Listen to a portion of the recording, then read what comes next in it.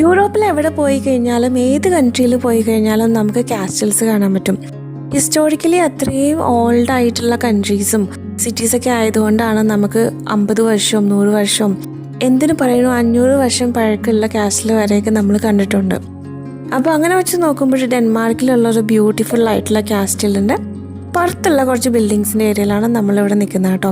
ഇവിടെ ഒരു 4 കെട്ട് പോലെ ഒരു ഭംഗിയുള്ള ഒരു കാസ്റ്റലുണ്ട്, ക്രോൺബെർഗ് കാസ്റ്റൽ.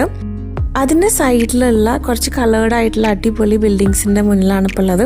അപ്പോൾ എനിക്ക് ഈ ഒരു വഴി കണ്ടപ്പോഴിങ്ങനെ നടന്ന് ഇങ്ങനെ വീഡിയോ എടുത്താൽ നല്ല അടിപൊളിയായിരിക്കുന്നത് തോന്നിയിട്ടോ. അത്ര ഭംഗിയുള്ള പ്ലേസസ് ആണ് ഇവിടെ.